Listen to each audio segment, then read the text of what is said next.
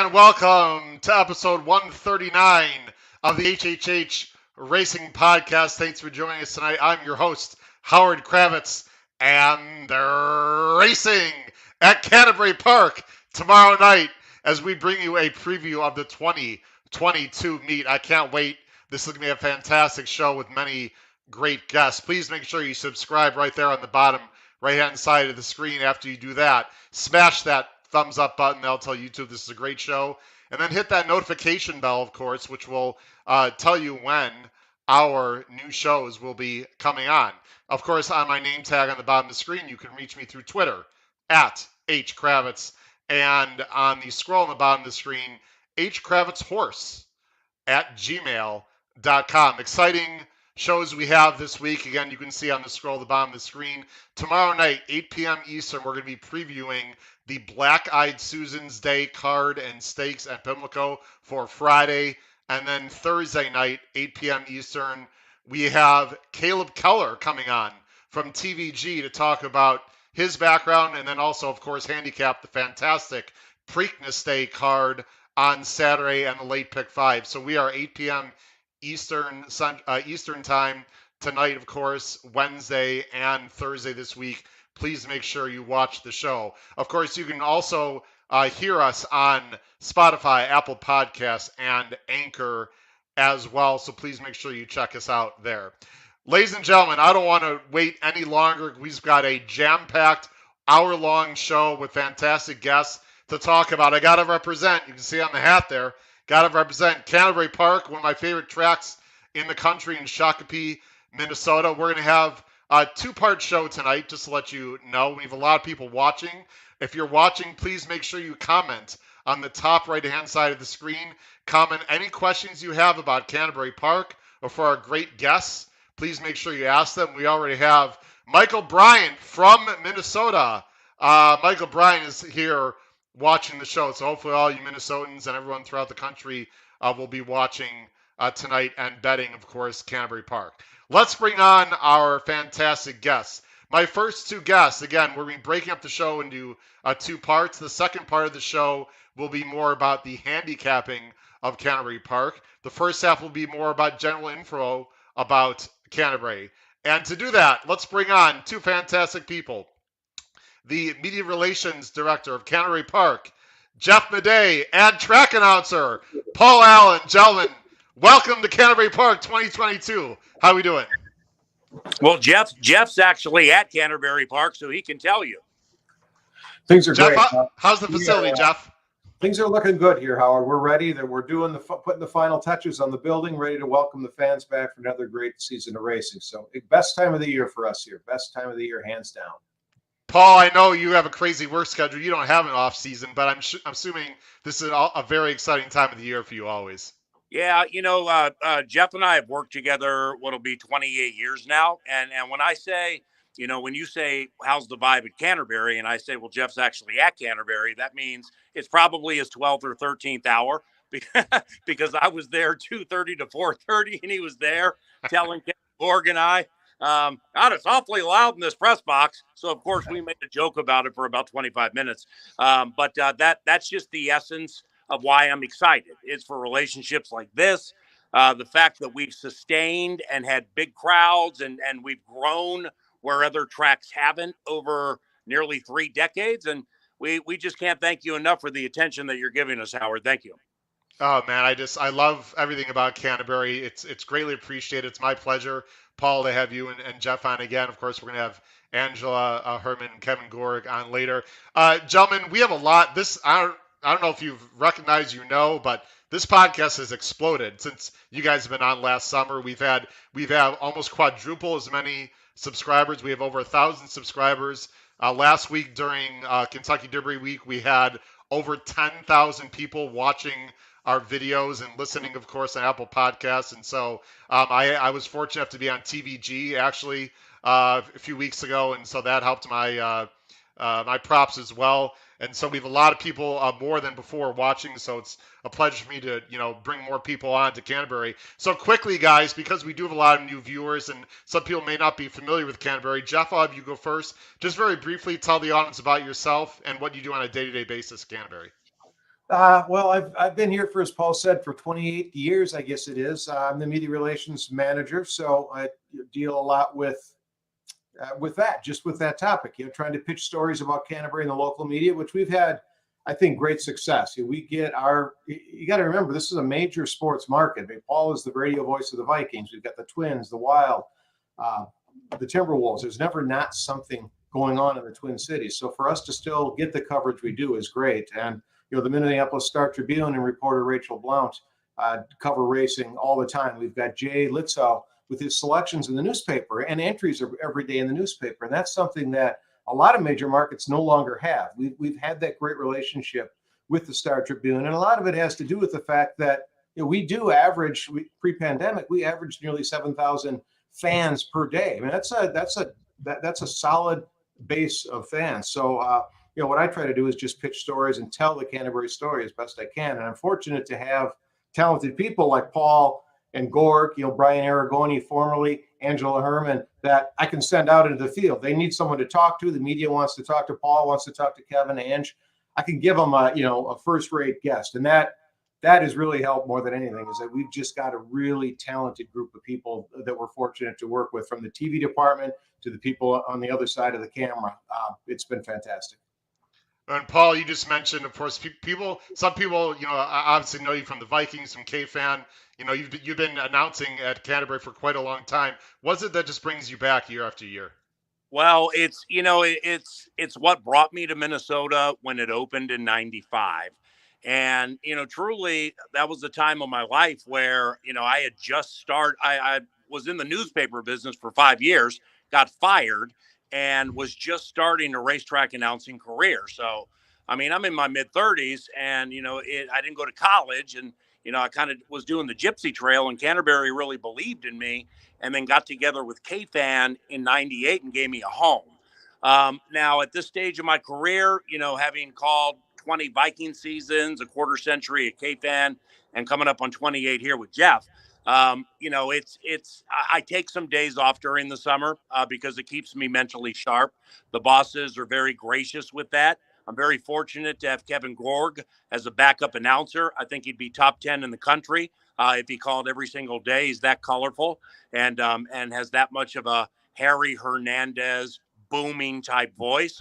But I just, I love calling races, and I may be tired sometimes from working 2 and 3 jobs in a day.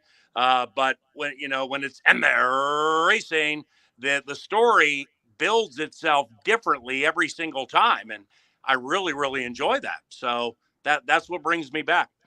I'm wondering if the first race we might hear a little AC Doocy on the front. We'll have to. The one horse has got some speed, and the two. So actually, the two is more of a closer, but maybe might finish AC Doocy in that first race tomorrow. We'll have to see.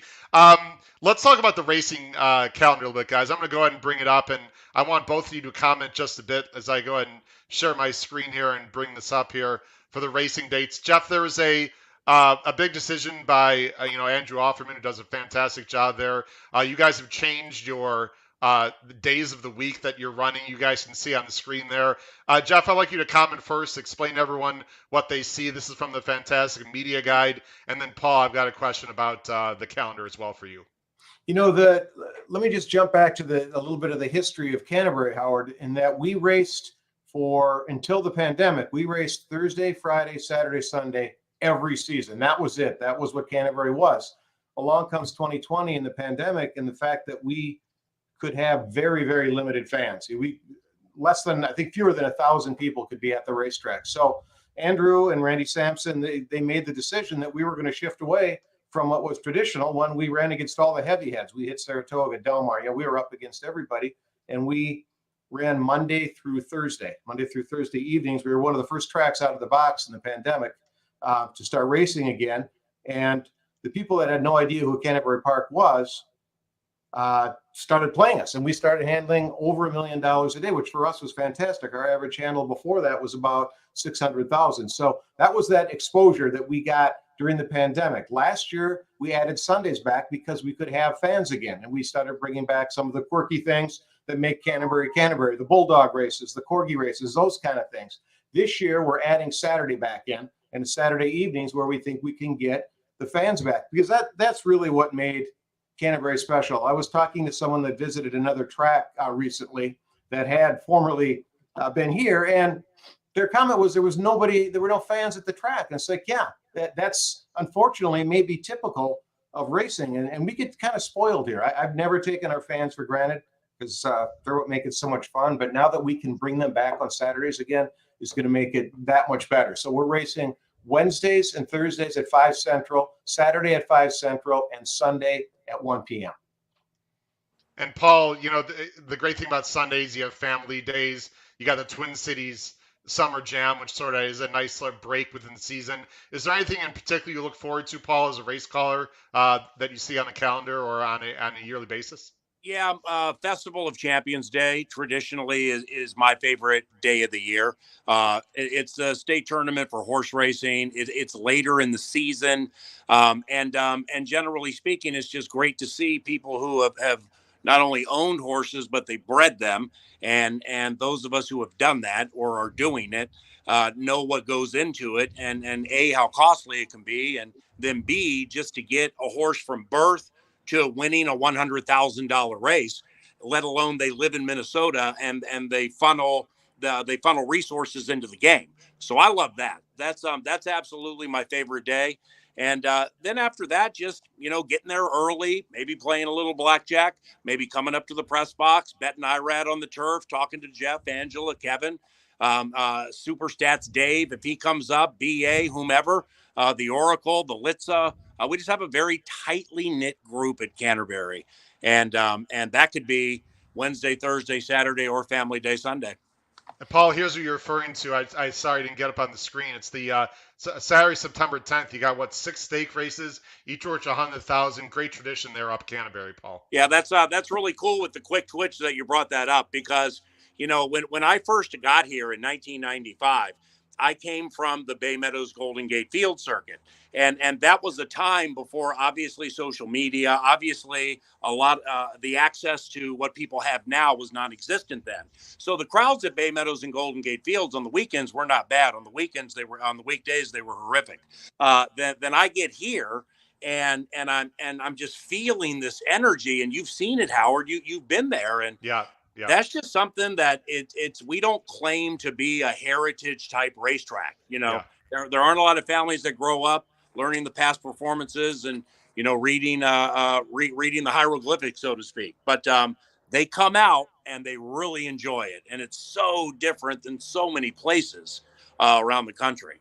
Yeah, Paul, sorry, I know your face is covered up here by Christine on the bottom of the screen. I'll bring us some comments from our great fans. This is exactly what you were talking about with Christine. Totally different fan base, lots of date nights, lots of families. It's just a great atmosphere out there, Jeff, isn't it?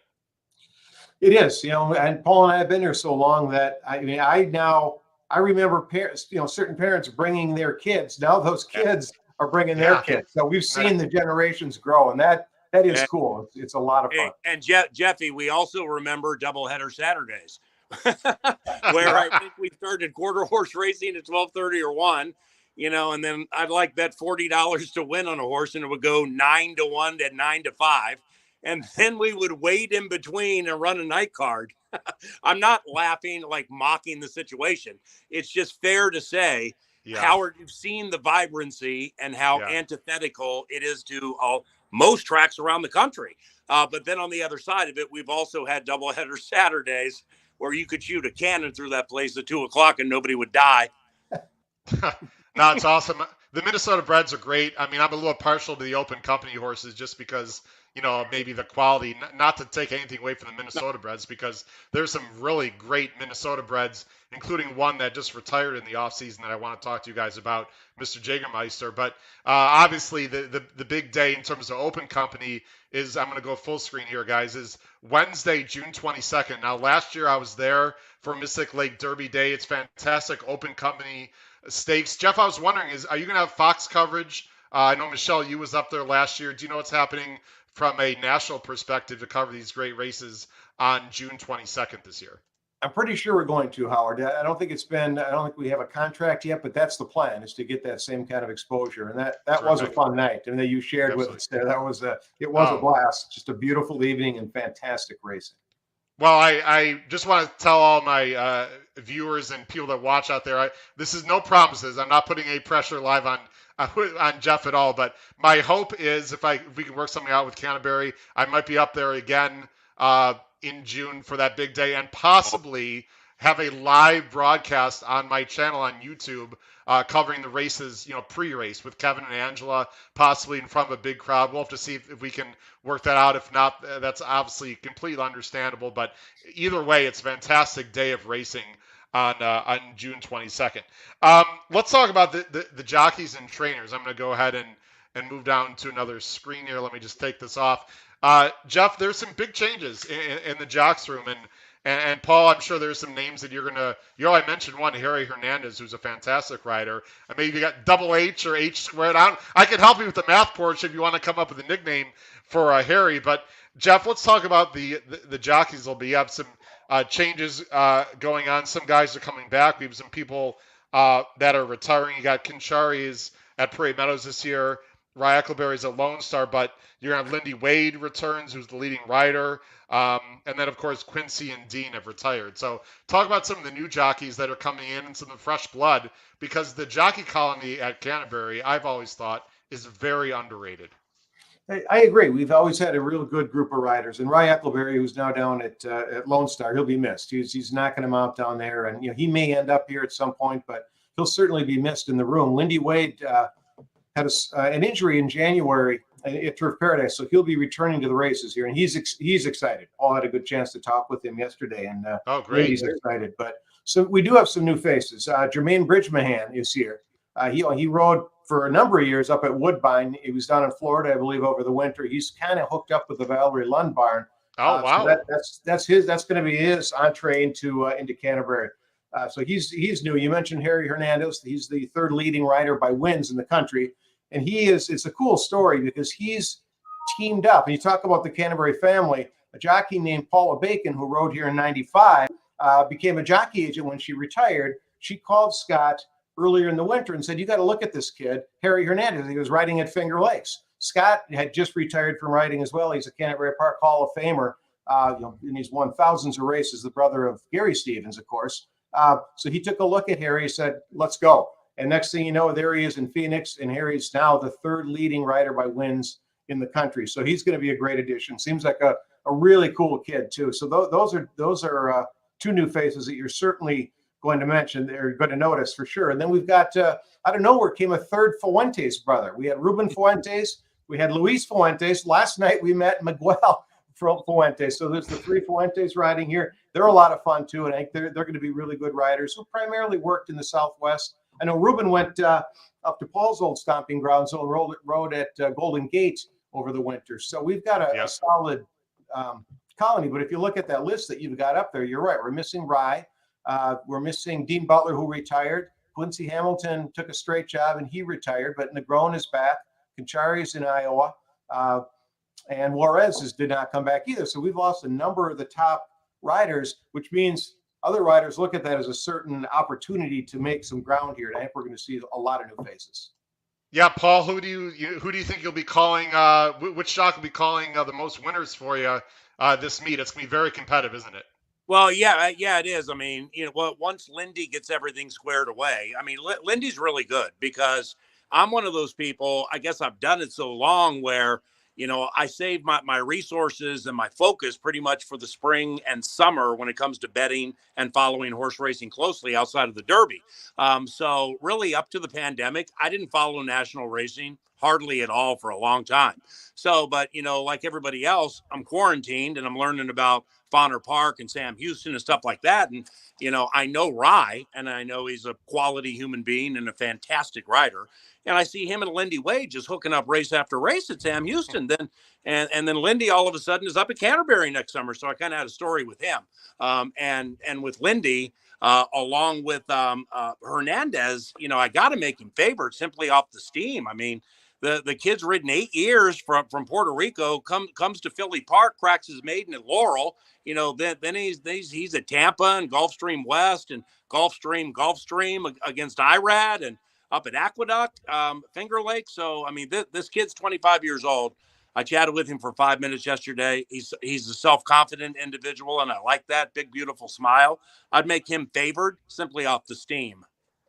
Yeah, absolutely. And then you get to the trainers. I mean, I heard there's some great trainers that Broberg's bringing in a string. I heard Jeff. I'm going to go ahead and bring up Carl Broberg, for those people who don't know, one of the leading trainers in the country. Of course, you have your mainstays of Mac, Robertson, and Dioduros. I go ahead and bring up the here's last year. If you want to comment quickly, Jeff, on the trainers that have been successful in the past, anyone new coming in with their string. All right, Mac Robertson will have the biggest string here at Canterbury. He'll fill up a barn or a barn and a half. He's 14-time leading trainer champion at Canterbury, so he's always a force. Robertino Diodoro, if he brings a lot of horses, he's spread all over the country. His horses always perform well here. Joel Burnt has many horses for the Lothenbach stables, and Lothenbach stables has some really nice horses, Breeders' Cup type horses. At Canterbury, he sends mostly his Minnesota breds. He's got a real nice one, though, named Love the Nest, a Minnesota bred that I think will be able to compete nationally. Tony Ringsdorf, another guy you've got to watch. He's got a lot of horses. He's got a bigger stable. It seems like it grows every year. But a solid conditioner that puts his horses where they belong. Usually it takes a race or maybe two before they fire, but when they're ready to go, I think he keeps them sharp for a long time. Carl Broberg, of course, not a huge string here. He's got horses in Iowa, and he has horses in Minnesota, but he's another guy that when he's running here, he's winning at 20-25%. So those are some top names, but we really have a good group of trainers. Brunel Roan is a veteran that's been here forever. Stable's not as big, but they're quality. David Van Winkle as well. He's got a lot of horses. Tim Padilla. You can go down and down and just find guys that are really, really competitive and put their horses in positions where they can win. Paul, Hey, you were and also, off your question about a new shooter, I don't watch Turf Paradise a ton, but I'm all the way through Wednesday and halfway through 3/4 through Thursday. And there's this Arizona trainer named Hugo Rodriguez I'd never heard of. And he has some in the first couple of days that really, really live. And he's got a fair amount of starts this year too. So Hugo Rodriguez is a new shooter who's been a little eye-opening to me. No, I think he's interesting. By the way, my good friend Jim Pilars. There you go, guys. That's the beauty of podcasts and YouTube and spreading the word. Jim was not really, followed Canterbury too much. You just get people exposure. I'm not tapping myself on the back, but you just get people exposure to some of these mid-level tracks, and all of a sudden, people want to bet. And speaking of betting, we have you guys for about 5 or 6 minutes. Then we're going to bring on, Angela Hermann and Kevin Gorg. Let's talk about handle, Jeff, and some of the contests and things that you're doing, to try to get more players in. The handle last year was unbelievable. Paul, of course, knows this too. Had a lot of really exciting nights. Let me go ahead and bring this up on the screen. This is, of course, from a fantastic media guide. Record handle, you can see on the bottom of the screen there, over $90 million bet for the year. 1.3 million bet, on average. And then there was a big day, I believe that was on Mystic Lake Derby Day, almost 3.8 million bet nationwide. Jeff, tell the fans what you're trying to do to bring to get the bettors excited about the meet this year.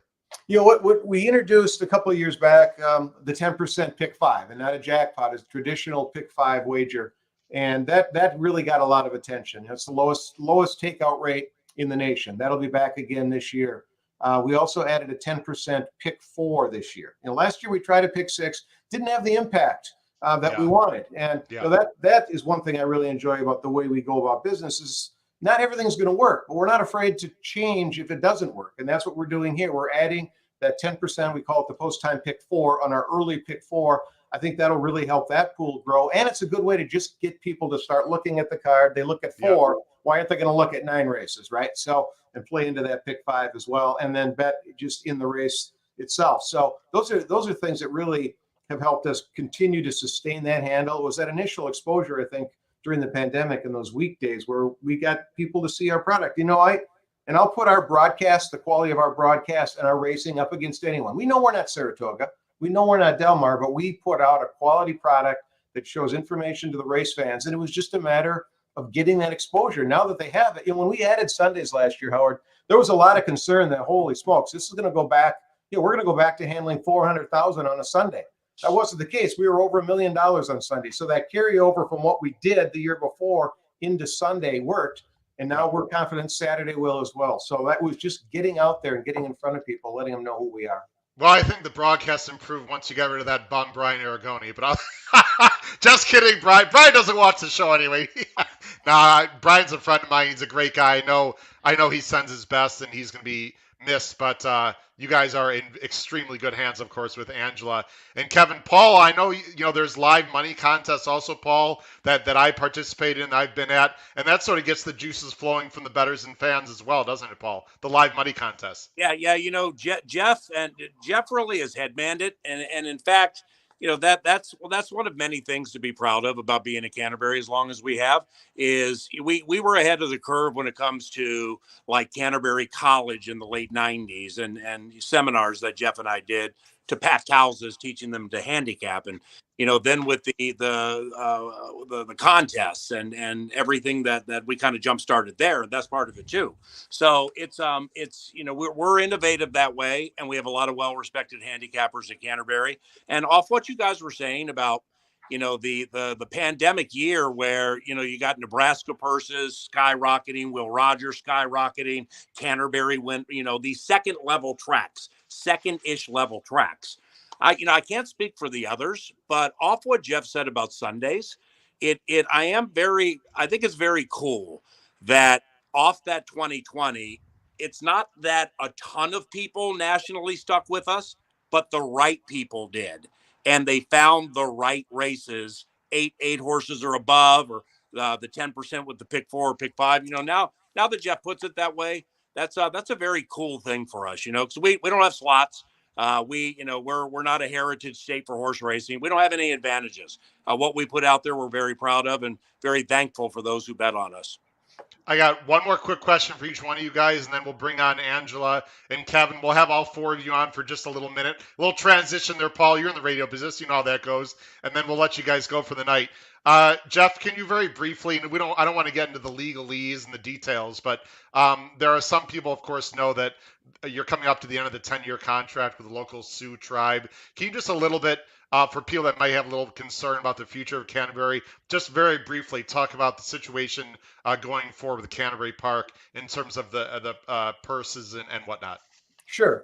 Here's what I can say about that, Howard. First, what I would want to say is that we're grateful for what the Shakopee, Woodblock, and Sioux community who own and operate Mystic Lake and Casino have done for horse racing. And that was a shot in the arm back in 2012 that this industry absolutely needed. It's been a partnership with them that's been beneficial for both sides, and certainly beneficial for the racing industry, the breeding industry, the agribusiness in Minnesota. We don't have an extension yet. I know that there are discussions going on, and I know that the best interests of horse racing in Minnesota are on the agenda of both parties. So my hope is that we can come up with something, but times have changed in the last 10 years, but the talks are going on. But what I do know is that we're neighbors. Mystic Lake and Canterbury Park are featured attractions in Minnesota. We're neighbors. We're both in Scott County.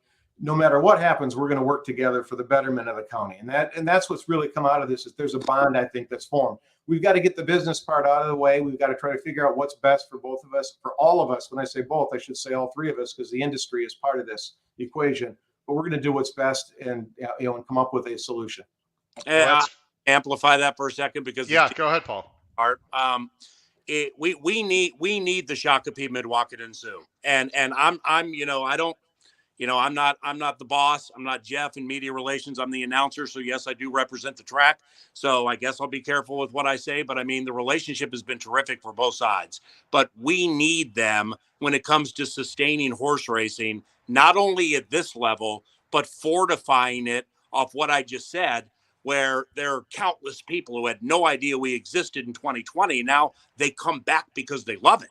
And I'm not privy to any negotiations. I don't ask questions like that. I'm the racetrack announcer. But if there are chats, negotiations, or whatever, if somebody was watching right now, I'd be like, anything we can do to find a way to keep this bad boy together. from a horse racing standpoint, and a Mystic Lake Casino, Shakopee, Midwaukee, and Sioux standpoint. It's been an awesome relationship, and I've gotten to know so many people with Mystic Lake Casino I never knew, and they're fantastic, and they love the quilts after the Mystic Lake Derby and the mile and the Indian horse relays, and just so many beautiful things to the partnership. I really hope it extends.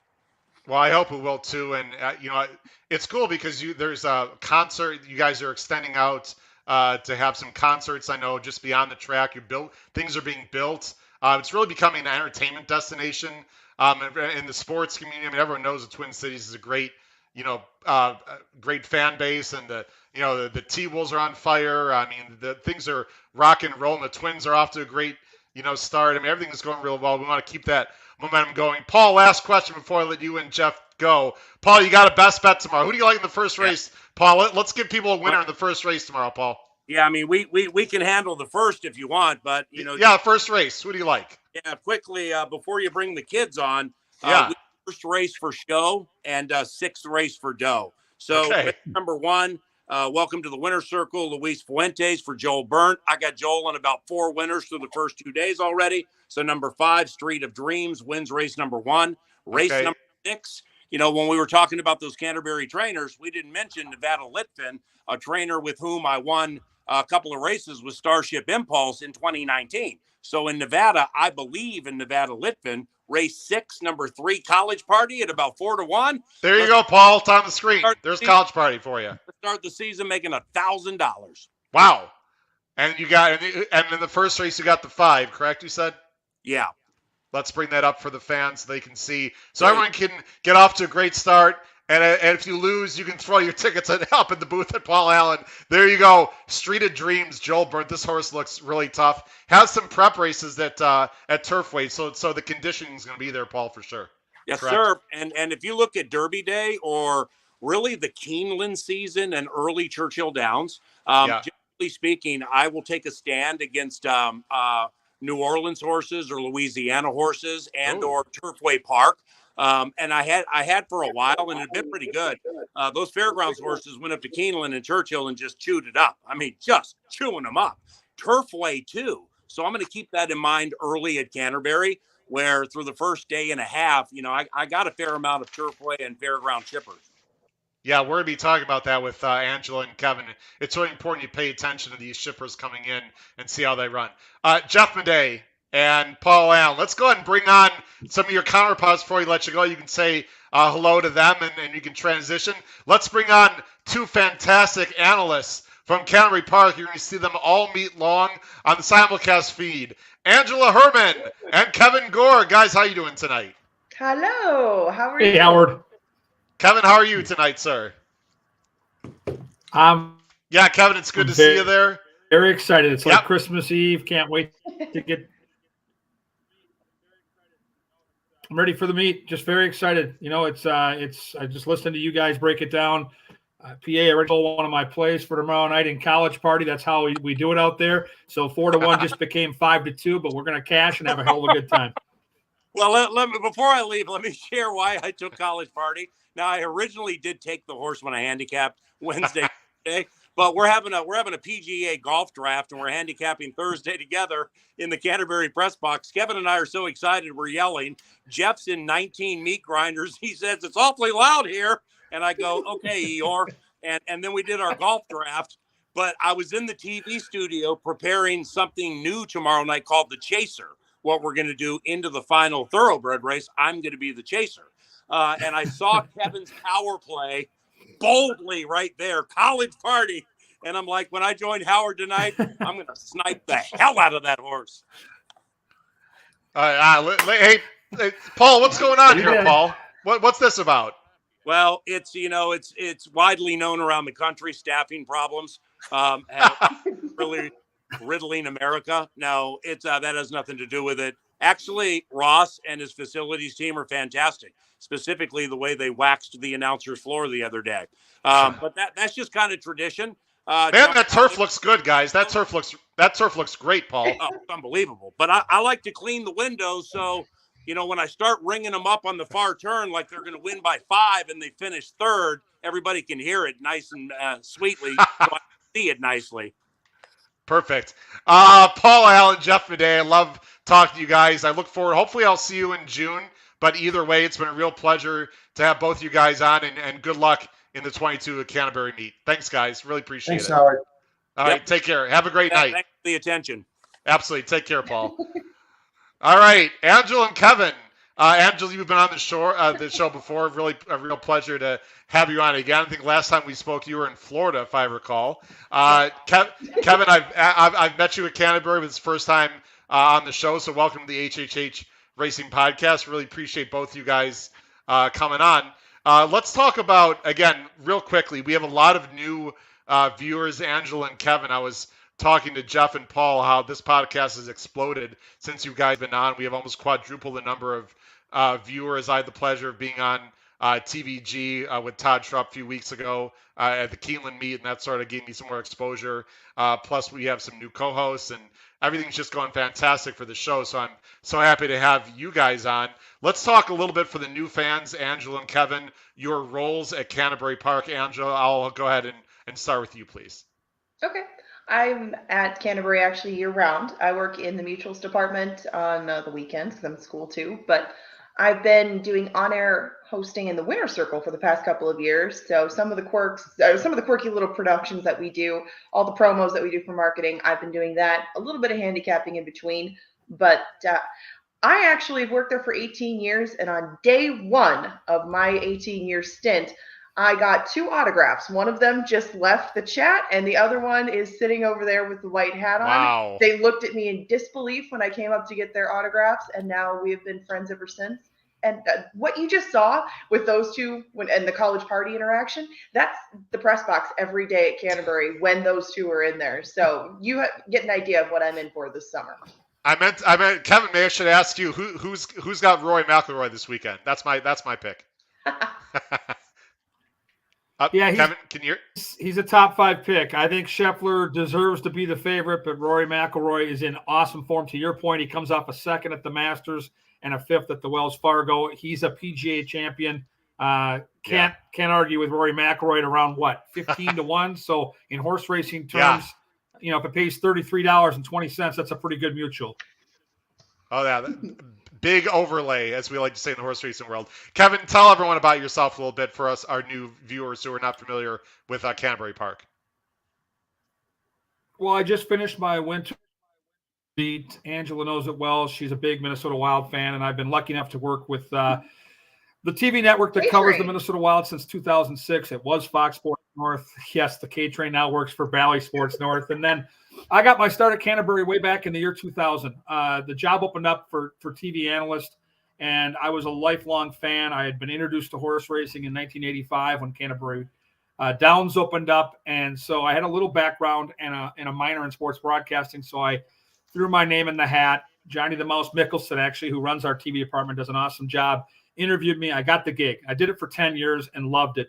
In 2010, after that season, my role at the TV station I worked covering the Wild expanded to me covering the Twins. And so I left after the 2010 racing season. Lucky enough, timing-wise, a year or two later, picked up the tip sheet business. When Jake Maurer, Joe Maurer's grandpa, retired, I took over and ran the tip sheet for the last 10 years, did that. And now when Brian Aragoni jumped off to Horseshoe Indianapolis, I'm back in the role I had back in 2000, Wild in the winter, horses all summer, and it's a labor of love. I love Canterbury. It's got a part of my heart out there, no question about it. And now to work with Ange, we've always been friends. We've always talked horses, but our two jobs kind of coincided in different places. When I left, she took my job, and now I'm back and we get to work together. And honestly, she's a dear friend, and I have a ton of respect for her skills as a handicapper, and I'm really looking forward to working with her on a daily basis for years to come. It's going to be a lot of fun. I feel like saying, "Aw, isn't that nice?" You Yeah, know what? I think it's great when tracks bring on local people in the community. I mean, of course, there are fantastic people throughout the country that could I'm sure do a wonderful job. But the fact that you guys are local Minnesotans, you know the area, you know the people, know the community, I think that really adds a nice touch to it. Let's go ahead and talk about now the reason why I have of course, these two great people on, folks, is because people are listening and they want some winners starting tomorrow night. So let's dive a little bit into the handicapping aspects of Canterbury Park. Paul and Jeff already touched on it. There are a lot of horses, of course, coming from different circuits, guys. Angela, I'm going to let you go ahead and first. I know we have horses coming from Tampa Bay, Oaklawn, Turf Paradise, really all over. Is there a specific circuit, Angela, that you think has more success at Canterbury, especially earlier in the meet, or a circuit that you're going to be focusing on when you look in the PPs and say, this horse has a bigger shot perhaps because of where they're coming from? I'd say probably Oaklawn is the one that I hone in on the most, but I think a lot of people do too. So I think that more so than the horses from each circuit, because this year it seems to have been pretty fair. There's not any outstanding like weather that caused major disruption in Oaklawn's meet this year or anything anywhere else that prevented a lot of training, good shipping, and everything like that. I would say follow the connections most that you followed over the winter and catch them at a price up here if you can. Like people don't know Harry Hernandez yet. So if I see Harry Hernandez on a live horse over about 3 or 4 to 1, I'm going to bet him because he moves horses up. Whereas I don't think if you don't know him, they're just not going to bet him yet. People will catch on to that as the meet goes on, and they'll catch on to what circuit's working and things like that. So I follow more of the humans and the horses themselves rather than whether they come from one circuit or the other, and gauge value on that. So I don't think that there's any one track that I follow, but if I had to choose one, it would be Oaklawn. Kevin, any thoughts on what Angela just said?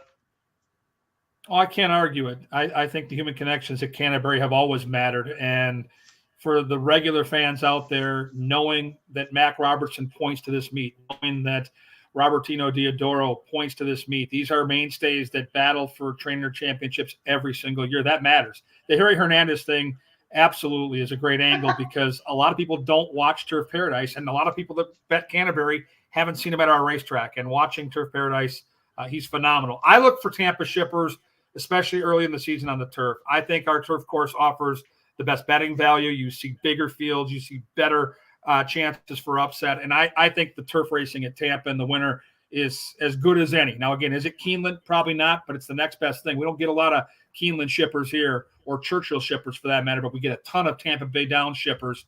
And when they're on the turf, I pay extra attention.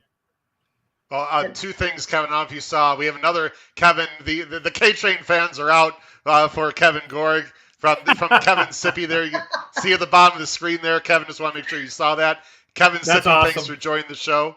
And by the way, speaking of Keeneland, I believe he is the all-time leading money winner now. I think he passed Mr. Jägermeister. Hotshot Kid did win at about 15 to 1 at Keeneland earlier this fall. Knocked the hell out of me out of that pick 5 that day, but I was so happy when I saw that horse. I'm assuming Hotshot Kid is running tomorrow, correct, Kevin?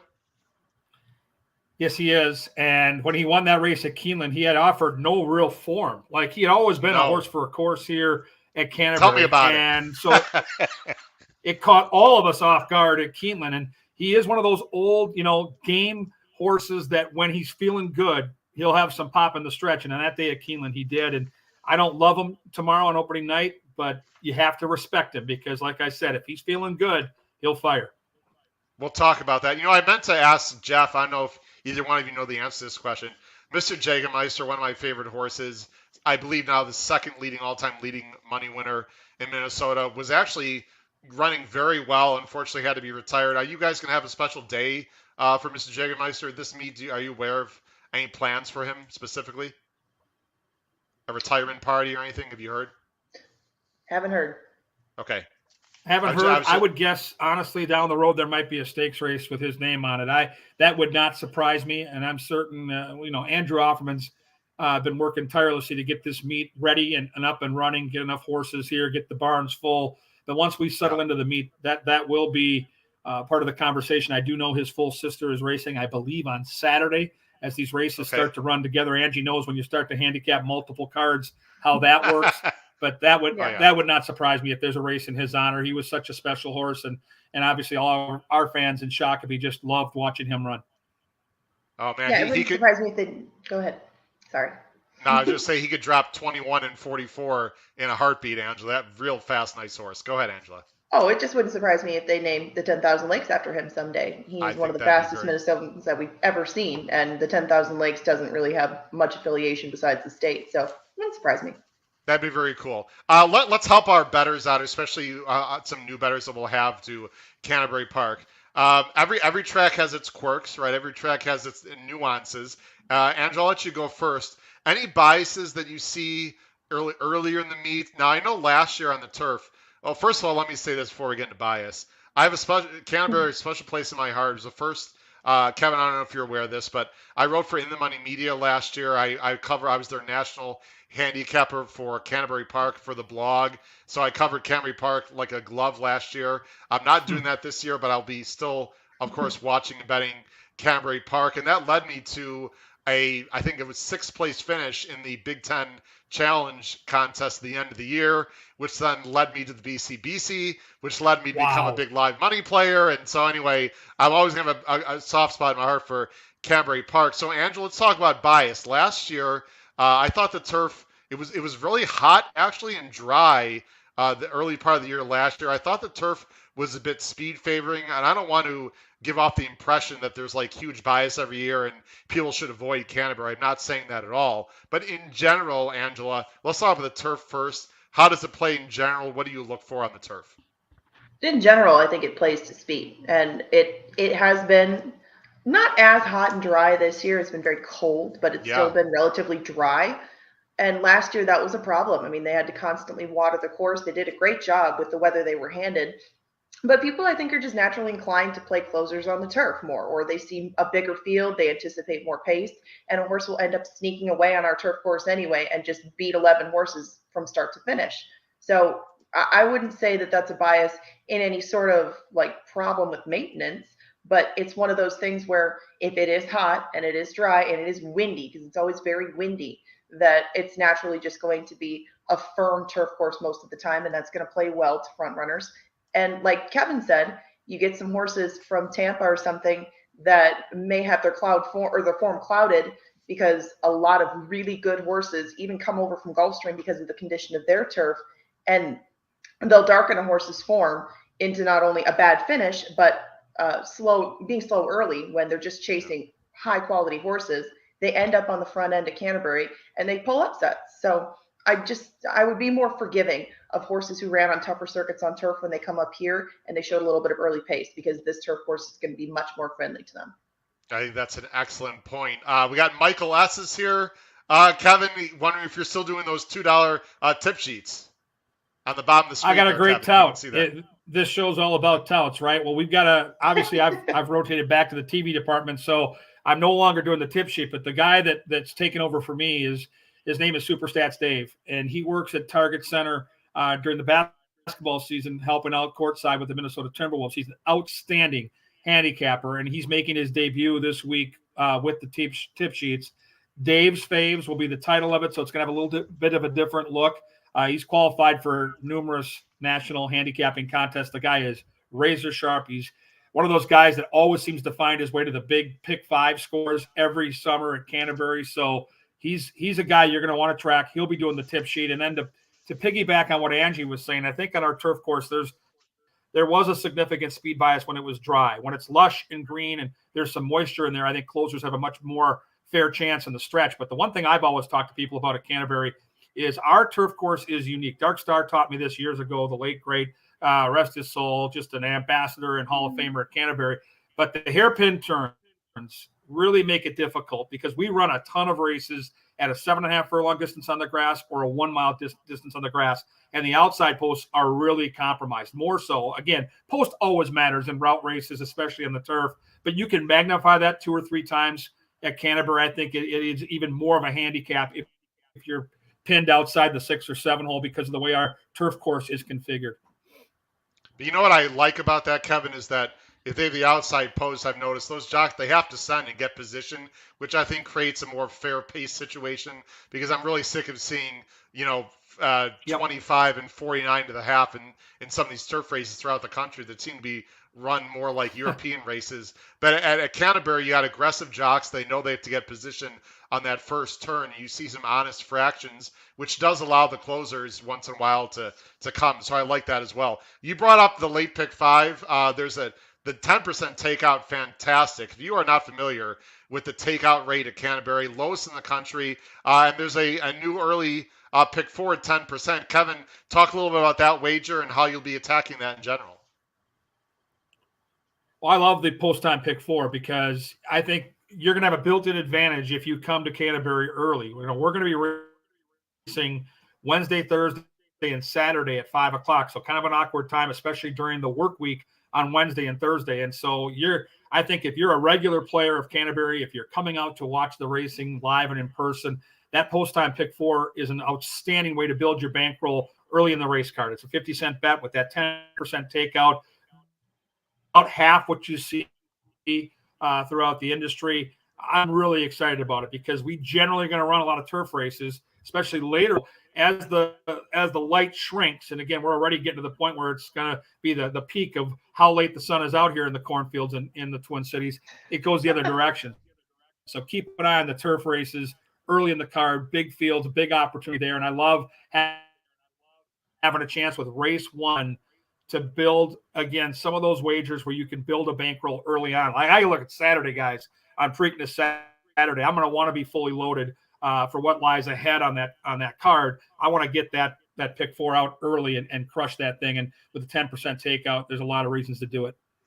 Well, and the late pick 5 is always a challenge. I'll tell you, especially the turf races, they're 11, 12 horse fields. Eventually, now, Angela, let's be fair.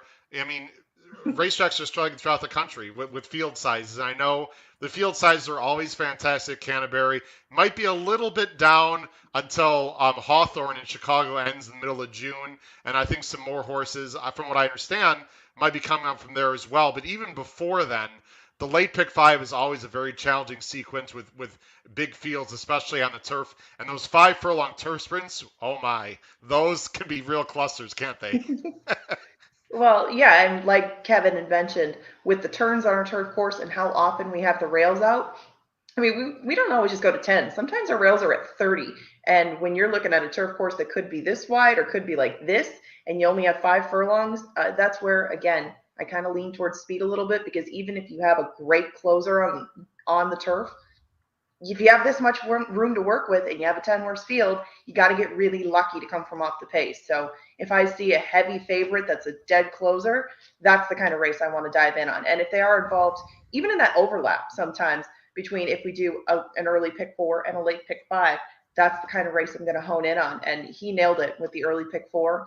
One of the complaints sometimes that you get from people is that our late pick 5 didn't have enough turf races in it because we don't have lights on our turf course. But the early pick 4, lowering the takeout, kind of absolves that issue to a degree. And I think it's going to be an excellent wager with very competitive fields.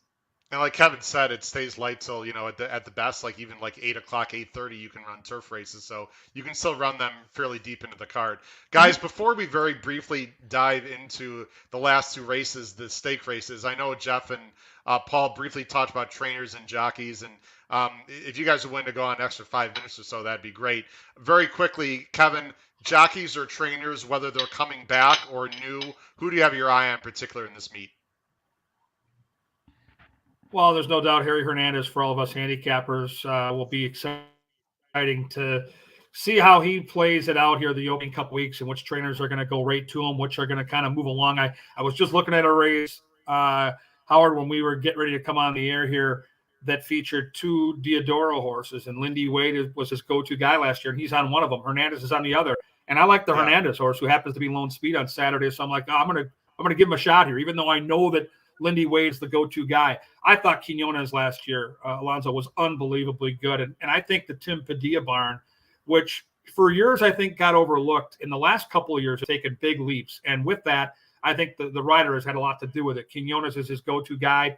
Some of those horses that come in from Tampa for Pete Madsen. I mean, last year, if you were betting that barn for Pete Madsen with that jockey, you absolutely crushed, because they didn't only win for size, but they won at big prices. And so I'll keep an eye on that one for sure. The Fuentes boys, there's going to be 3 of them. kind of like it's our mini version of the Ortiz brothers. I'm going to keep an eye on how that goes, because that's always a friendly competition, and they all can ride them up fair and square. So that's kind of what I've got my eye on for people that are new to Canterbury. Love up Harry Hernandez for sure. And then I think keep an eye on Quinones. I think he's a hidden jewel. Angela? Yeah, I think he nailed probably two that'll be in the top 5. I think probably heading well into the season as long as they stay healthy. But to add on to the Lindy Wade thing, a lot of mounts that probably would have gone his way later in the meet due to the surgery that he had, at least some of them went the way of Harry Hernandez, and like he moves horses up. So through no fault of his own, I think that Lindy Wade might lose some horses that he would typically ride up here to him, and they're going to be in capable hands either way. So that might make more of a presence for Turf Paradise horses early in the meet. I'm interested to see how Jermaine Bridgemahan does up here, because he's ridden so many different places. Yeah. I know that he can adapt quickly to tracks, but I would say maybe give him the first month to adjust to how he interacts with other riders, how he rides the course, and how he adjusts here, and who he's getting mounts for besides like a Valerie Lund, and see how he fits into this Jocks colony.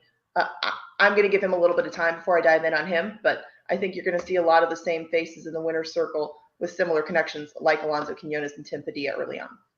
Well, I know Angela knows this, Kevin. I'm not sure you know this. I live about 20 minutes north of Arlington Park. Jermaine Bridgemahan rode Arlington, and once he understood the poly track, boy, he was very good. So that is a very underrated rider. I definitely. And by the way, Angela, can we give a shout out to Kelsey Haar also and some of the fantastic female jockeys? And I saw on Twitter, I believe there is an apprentice female jockey. I'm sorry, I can't remember her name, but I actually followed her because I saw her. She liked the this podcast tonight. Can you just shout out to Kelsey Haar and some of the fantastic female riders also at Canterbury? Yeah, I'll see you soon, Kelsey. I see her every day when I go into the winner's circle. She is one of the kindest people you'll ever meet there. Very good to be around. And she and Bob Klein team up with some good prices throughout the season. So definitely she keep killed an eye it at on Oaklawn. She had some good winners at Oaklawn. And she works them. She knows these horses like the back of her hand. I mean, these are horses that she's not just getting on for a couple of minutes in the afternoon. I mean, she knows how to get the best out of them. And I believe her name is Sophia, but she goes by Sophie Barandella. She's going to be up here for the first time. And I know that she took a lot of mounts down there, and she came in at some prices. If it wasn't on top, it could have been underneath. And she'll get opportunities up here, and she'll probably be overlooked. So don't forget about her. Once she adjusts to things up here, I think that she might have an opportunity, just like Kelsey, to add some prices into the mix. Kevin, I see you're shaking your head. I mean, it's unfortunate sometimes female riders get the short shrift in terms of the mounts they get and the talent. But, you know, just like her, I mean, take a look at what's going on in the West Coast this year. I mean, these girls can ride, and you're going to get prices. And you need to take a very careful look at all the jockeys at Canterbury. Well, you're talking to a father of 3 girls and a guy that coached women's college hockey at the University of St. Thomas for a decade. So I'm all about girl power. I'll tell you that right now. And like Angela and like Johnny the Mouse Mickelson, who's a little smitten like a kitten on Park on Kelsey Haar. Sorry, Kevin, I don't know if Angela, you're going in and out a little bit, Kevin. I mean, maybe it's your internet or perhaps, but anyway, we'll do the best we can in your last 5 minutes. Guys, let's go ahead and talk about very briefly the race 7 and race 8 tomorrow. So not only can people hit the late double, but it's going to be an all stakes late double. I'm going to go ahead and bring up the PPs, and we'll bring it up. And Angela, I know you sent pics through the email, so I appreciate that. Let's go ahead and, guys, bring up race 7 very quick. Angela, I'll let you go first. The PPs are going to be on the screen. Angela's going 5-3-2 in race 7. Let me make this a little bigger so everyone can see. There we go. Race 7 these are both for state breds. It's 6 furlongs. Race 7 is going to happen about 9:10 Eastern Standard Time tomorrow, 8:10 local there in Jockey, Minnesota. It's, again, 3-year-olds and up. State breds for the males. $50K in the kitty. It's the 10,000 Lakes. Angela, you like the 5 on top here. One of my favorite horses from last year, and a great name for Tim Padilla and Quinones, the Alligator Hunter. Yes. Pete Madsen typically involves his grandchildren in the naming of his horses. And actually, Astronaut Oscar and the Alligator Hunter both fall in line with that. The Alligator Hunter, as you can see, got disqualified out of a win going a mile. That was the first time that he tried such a thing. But he got a little just goofy and quirky, and he started moving around in the stretch as opposed to running straight. And Alonso Quinones had a heck of a time with him in the Minnesota Derby too. There was a long inquiry then, and then in the Minnesota Sprint, things just completely fell off. That was too bad of a race to be true, to be representative of what he can do here. So what did they do? What you should do with any male if they're not focused on their job. They cut him. They gelded him before they brought him back at Tampa. Now, he didn't win that day. He ran up the track, but he showed his typical early speed. He burst away at the head of the stretch. And going 6 furlongs, I think that race sets him up well. He drew to the outside of Prince Rama. He drew to the inside of Astronaut Oscar. And I thought that maybe those two could put him in a good spot, probably sitting 3rd or 4th just behind them early. And maybe he can go back to that form that he showed when he came up here last year in the beginning, when he won that optional claimer against Open Company, and then when he won the Vic Myers. I look for a rebound. I'm not counting on 3-1, but I think that he'll show much better what he can do against his state-bred brothers in this spot. And I was looking at the next race. Kevin, who do you like in this race? I think Anch has got the right horses. I was torn between the 2, Dame Plata, and the 5, the Alligator Hunter. I'm a big fan of the Alligator Hunter. My only concern would be, he's got 1 race of foundation this year, ran well at Tampa, showed speed going at 7 furlongs, where Dame Plata has the foundation of 3 consecutive races at Will Rogers Downs, including last time out, just a really impressive visually to watch stakes win against $51,000 stakes company. Bravo is one of the best trainers at Canterbury year in and year out. I think Dame Plata has the fitness edge, and I think that'll matter late in the stretch. I think those are absolutely the top 2 horses, and it looks like an exacta race where you're probably not going to get paid big money, but you're probably going to cash if you box the 2 and the 5. Well, I don't mean to contradict my wonderful guess here, but I'm a little bit interested in Zoe's Delight. I know that this horse is coming off a layoff, but there's a lot of speed on the inside, and this is Lindy Wade. He's been trading lights out. Now, I don't know if the track is obviously the track is fast. How about a breeze in 58-3? I mean, I know that dirt course can be fast sometimes, but I like the horse. He's been working well. I like Tony Rangsdorf, excellent trainer for Lindy Wade. This horse has numbers that absolutely fit, and I think he's going to get a good trip for Winchester Place Thoroughbreds. Now he's got to be ready off the layoff, but I think the 7 is a bit interesting in this spot. And we didn't, of course, mention really Hotshot Kid. We got to throw him some props. Angela is the leading money winner in history of Minnesota racing. He's now 8. Do you think he's just maybe not quite as good as he used to be, and will have to come from too far back perhaps in this spot? I don't know if he's not as good as he used to be. He's just not as consistent as he used to be. And like Kevin pointed out, last year when he ran that race at Keeneland and got up by a neck at 14-1, it surprised all of us. Normally we would be on board with that, but he just had shown nothing resembling his former form when he was up here last summer. He's kind of gone back to that pattern at Oaklawn, and you can forgive it. It's Oaklawn. But if he's really going to be in the 9-2, 4-1 range, which he very well could be because it's Mac Robertson in a Minnesota bred race, I don't think that that's proper value. So in throwing in my top 3, I used Dame Plata that Kevin mentioned, the Alligator Hunter, and Warrior Boss between them. And if you're going to take a horse from off the pace, like Hotshot Kid will, you're going to get at least twice the price on the horse you see on the screen, who didn't miss a check last year up at Canterbury except for 1 mile race on the turf, and he was never lower than 5-1. So if you're looking for value to throw in there, I'd say you get a lot more with him than you would out of Hotshot Kid, and you might get a similar race out of the 2 of them. To touch on Zoe's Delight, it looked like he blew the doors off Bayou Benny in a workout. Both of them went the same distance the same day. Maybe that's what prompted them to put him in this spot. But he's a hard horse to find spots for. And I'm thinking that maybe they're setting their sights down the road for the Blair's Cove, maybe even the Wally's Choice, just longer races that I think are maybe the long-term targets for Zoe's Delight. And this is just a spot that fits at this time of year. Yeah, that's an excellent point. That's why it's great to get insight from Angela and Kevin, because this might just be a prep for something else later on down the road. Guys, let's go to the last race as we go ahead and end the show, and I appreciate you guys staying on for a few extra minutes. We gotta get the fans the late double here. The Lady Slipper, this is the female version of course, 50,000 state breds, 3 and up. Kevin, who are you going on in the last race of the day to close out opening day tomorrow night?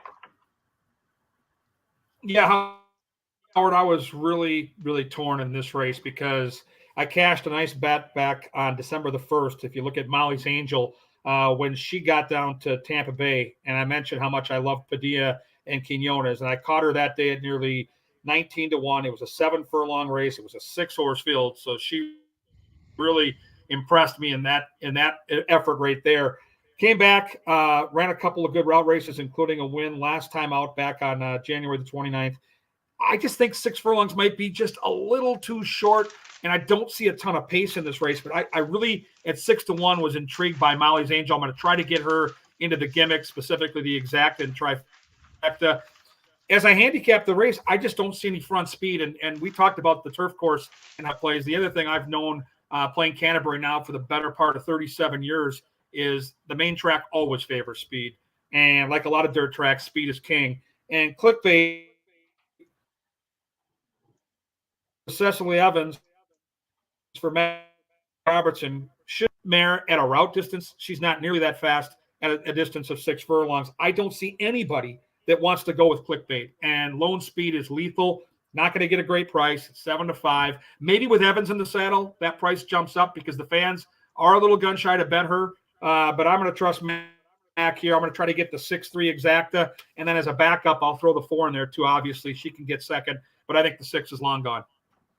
Yeah, we should have mentioned Cicely Evans, of course, with a great jockey colony and the female riders there. It looks like it's a 2-horse race, Angela, probably between the 4 ready to run away and the 6. Are you going into one of those 2 Robertson horses also on top? I know. I use clickbait on top, and I just think that, well, Ready to Run Away, they're both 6 now, but Ready to Run Away has shown in the past that maybe she does a little bit better as she goes on in her season. Maybe she needs a race or 2 to get cranked up. And they didn't start her at all at Oaklawn this year. So Ready to Run Away still has that long layoffs in September, which I think will affect her more than her stablemate Clickbait.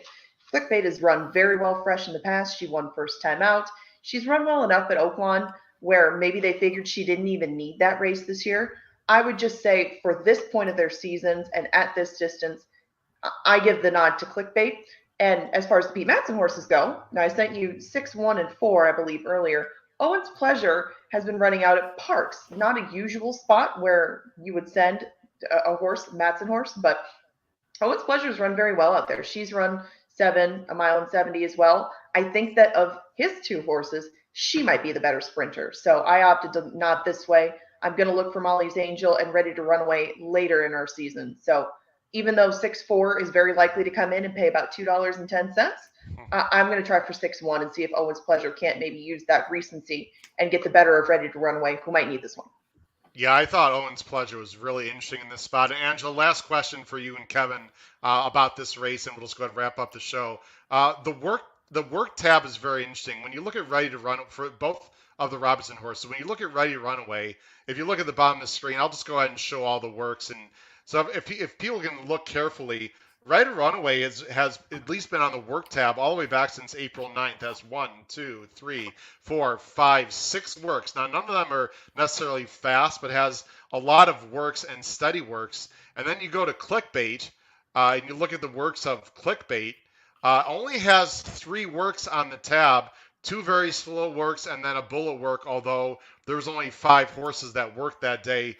Angela, am I reading too much into it? Is it just is Ready to Run Away just a horse that needs more works, or is there any possibility maybe Clickbait is the one that's going to need one here? Well, that would be a good question for Mac. I doubt you'd get an answer, but at least from my history with the 2, I don't think maybe she puts more into her work, so she just doesn't need as many. But Sure. Kevin can also attest to this too.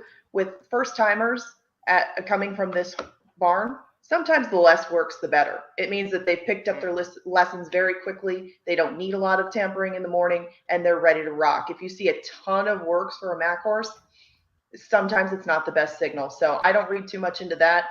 I think that they've both proven what they can do in this setting off a layoff that is. So as long as they're both moving their legs in the morning, that's fine with me. I'm going to leave it up to him, and I'm going to stick with Clickbait. Kevin, any final thoughts based on Angela? So that's great information for handicappers out there. Well, I'm with Angie on the less works. Mac tends to go to the windows too to back his horses, and I think sometimes a little smoke screen doesn't bother Mac either. And the fact that he puts Chirinos on the 4 Billy and puts the Gale on the 6, I just Mac is that guy, right? And so the less works, the nice slow breezes, I think that all plays into being a regular at Canterbury and kind of knowing how this whole thing plays out. Mac knows, and I think he knows that his horse is going to be loose. And I just believe at this distance is better. I believe that Ready to Run Away will be making bigger noise, to Angie's point, later in the season at probably a longer spot, whether it's turf or dirt. She's got some versatility there. This is the spot for Clickbait. I think she draws a race without any other speed. She's going to be loose on the front. And I think Cecily can ration out those fractions and take them all the way. I don't think it's going to be a problem.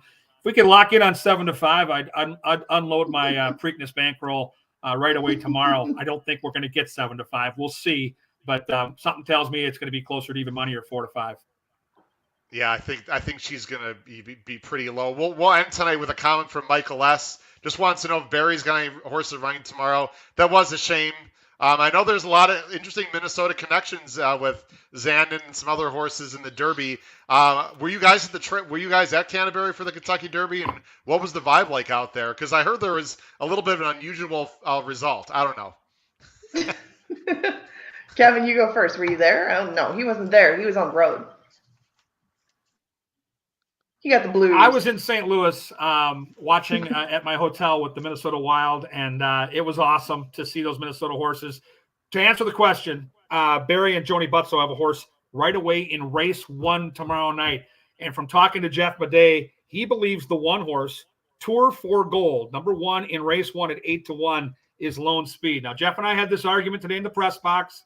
I don't agree with Jeff, but he believes, he's bullish, that the one tomorrow on Wednesday at Canterbury in race 1 for the Butzos, with those familiar silks from Zozo's in the Kentucky Derby, is loose on the lead with Bridgemahan at 8-1. Not loose on the lead. I like Come On Sweet Pea in the opener for Harry Hernandez. Angela, who do you like in the opener? Me too. Just so we wrap up the show. I guess we all like somebody different. I kind of like Stars of Bluegrass. I know that she might need a little help up front, but I don't picture the one shaking loose from either the 5 or the 4. I mean, especially the 5 stretching out from sprints. I didn't think that she could shake loose. If she does, she does. But I will say, for who was asking about Barry and Joni's horses, in talking to Barry the other day, he did not mention Tour for Gold. He mentioned Astina in race number 3. And I mean, I'm paraphrasing here. I won't quote him directly, but if Astina does not win, he's gonna open the doors, or he's gonna shut the doors. Close up shop and maybe never enter another horse again. He's very confident that Astina will at least crack the top 2, if not win. Wouldn't surprise me. Wow. She outside, she's got speed. He's very confident in Astina. You mentioned nothing about Tour for Gold, and I will say, anyone looking for an update on Zozo's, he's going to get a little break over the summer, and he will be back in the fall. Nice horse. Well, let's hope that horse wins, because we definitely want those fantastic owners running horses at Minnesota. Angela Hermann and Kevin Gorg, it's been a real pleasure. I was looking forward to this night for quite a while. Kevin, it's great to talk to you for the first time on our podcast. Hopefully I'm going to be up there next month for Misty Lake Derby Day. I've got to work some things out with Manja and with Jeff, and I'd love to join you guys, in front of the fans pre-race to talk about those races. That's the, at least selfishly, that'd be my plan, but I have no idea if that's going to happen. I don't want to steal your guys' thunder or get in the way anyway at all, but I'd love to come up there and see you guys again. But whether I do or do not, good luck to everyone at Canterbury 2022. It's going to be a fantastic meet, very good racing. 10% takeout, ladies and gentlemen. It's the best takeout in the country. The quality is very underrated, from the jockeys to the horses, and definitely the analysts are not underrated, that's for sure, because you guys are awesome. Thanks for coming out. Look forward to having you guys on again, maybe to preview a big day at Canterbury this year. I would come on anytime. All right. Absolutely, Howard. Just a pleasure to be with you guys tonight.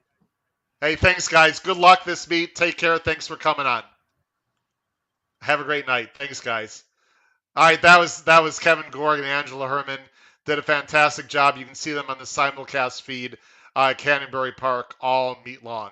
It's been a great show. I hope you've enjoyed our preview of the 2022 Canterbury meet up in Shakopee, Minnesota. Tomorrow night and Thursday night, we're going to be previewing two fantastic cards, Black-Eyed Susan's Day and the Preakness, both at Pimlico, of course, for Friday and Saturday, 8 p.m. Eastern.